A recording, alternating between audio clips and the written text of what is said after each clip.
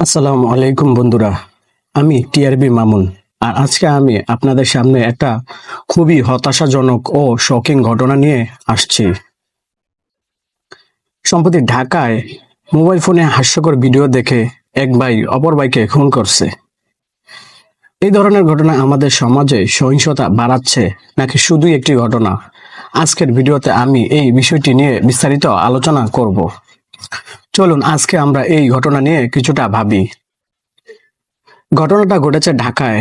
এক বিশ্ববিদ্যালয়ের ছাত্ররা মোবাইল ফোনে হাস্যকর ভিডিও দেখছিলেন, আর সেই ভিডিও দেখে তারা খুব মজা করছিল। কিন্তু হঠাৎ করে তাদের মধ্যে তর্ক শুরু হয়। সে তর্ক থেকে ঝগড়া এবং পরে খুনের ঘটনা ঘটে। ভাবুন তো, একটা হাস্যকর ভিডিও দেখে যা শুধু মজা ছিল, তারপরে এক ভাই আরেক ভাইকে খুন করে ফেললো। এটা কি একটা সাধারণ হাস্যকর ভিডিওর প্রভাব হতে পারে? প্রশ্ন হলো, কিভাবে এমন একটা ভিডিও মানুষের মধ্যে এত বড় উত্তেজনা সৃষ্টি করলো?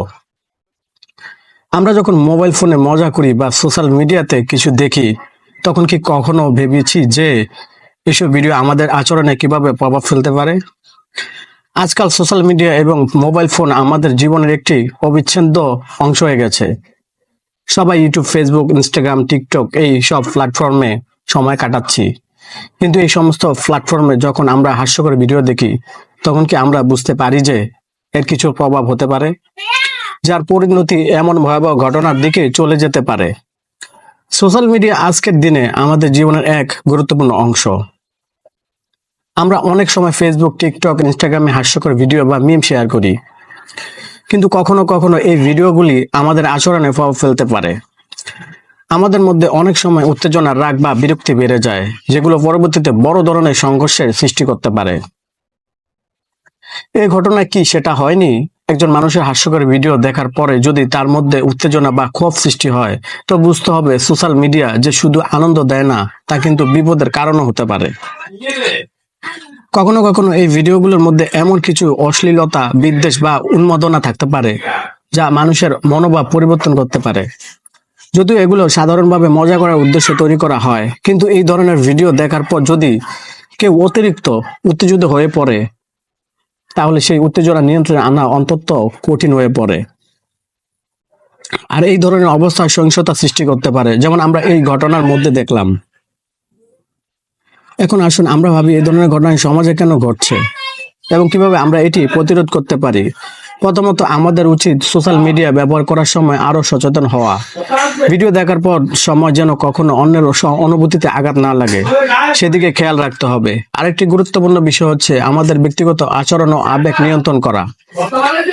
আমরা যদি সোশ্যাল মিডিয়াতে কিছু দেখার পর উত্তেজিত হয়ে যাই, তবে তা সহিংসতা সৃষ্টি করতে পারে। তাই আমাদের মনে রাখতে হবে, ভিডিও দেখার পর মজা করার সময় যেন আমরা আমাদের আচরণে আরো নিয়ন্ত্রণ রাখতে পারি।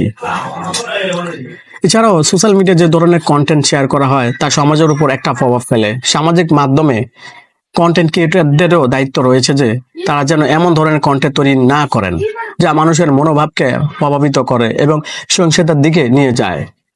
যদি সবাই সোশ্যাল মিডিয়া ব্যবহার করতে গিয়ে আরো দায়িত্বশীল হতে পারে, তাহলে হয়তো এমন ঘটনার সংখ্যা কমবে। বন্ধুরা, এই ঘটনা আমাদের এক গুরুত্বপূর্ণ বার্তা দিয়েছে, সেটা হলো আমাদের সোশ্যাল মিডিয়া ব্যবহারের সময় আরো সচেতন হতে হবে। একে অপরের প্রতি শ্রদ্ধা, সহানুভূতি ও মনোভাব নিয়ন্ত্রণ করতে হবে।